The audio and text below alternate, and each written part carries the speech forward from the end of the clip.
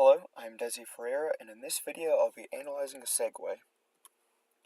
A Segway is a personal motor vehicle with two wheels that are controlled based on the position of the rider. The Segway will move forward if the rider leans forward, and the Segway will turn if the rider leans towards the side, all while keeping the rider upright. The motion of the Segway is determined with a controller that powers the wheels. For safety purposes, the system is only powered while a button is being pressed. The controller sends inputs to the wheels based on data obtained from sensors. Gyroscopes, or six-axis accelerometers, are used to measure the angular acceleration of the Segway, which can be integrated to determine the angular position of the rider.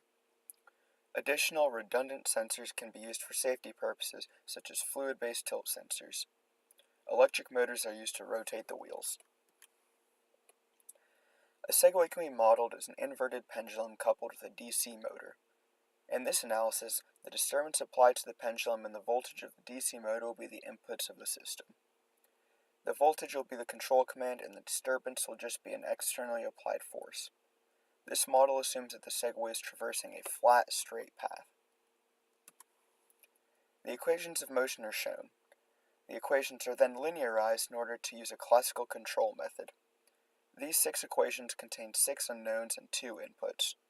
In this analysis, the angle of the rider is what's being controlled, so this system is reduced to one equation with the angle of the rider as a function of 2 inputs. Here's what this equation looks like in the Laplace domain. Feel free to read through these.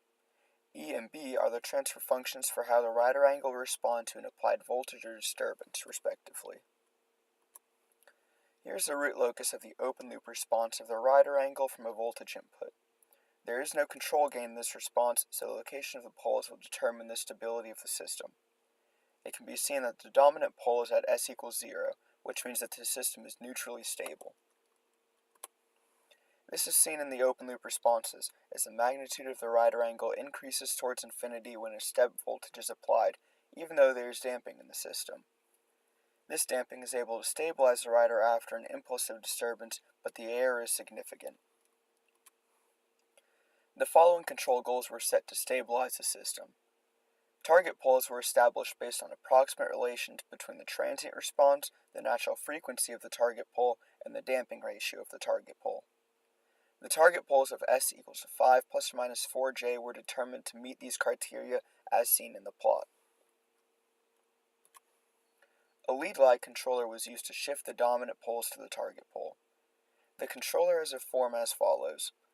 The values of A and C were arbitrarily placed to obtain a proper response and must be fine-tuned. Here's the root locus of the system after implementing the controller. This root locus does not appear to be different than the open loop root locus, but by zooming in we can see that the root locus has shifted towards the target pole. The controller gain was set to put the pole as close as possible to the target pole. However, the lag controller added a pole that is roughly a tenth of the magnitude of the target pole. This pole will act as a dominant pole and will slow the response of the system because it is so close to the imaginary axis. Regardless, all poles are on the left half of the plane and therefore the system should now be stable. Here's what the new response of the system looks like. If a step disturbance is input, the system will stabilize itself with a small amount of steady-state error. Without the controller, the rider angle exponentially increased towards infinity. If an impulse of disturbance is input, the rider angle will recover back to the reference angle of 0 degrees, as opposed to linearly increasing to infinity.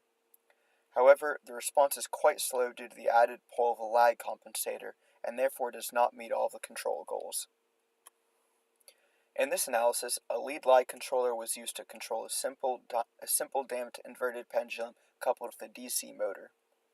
The controller was able to stabilize the system to obtain a steady-state error of less than 5% and 0 overshoot. However, the response was slower than desired. A different or more rigorous tuning method would be required to meet all control goals. In addition, this controller is not anticipated to work if the rider leans too far in any direction, as the equations were linearized about 0 degrees. Thank you.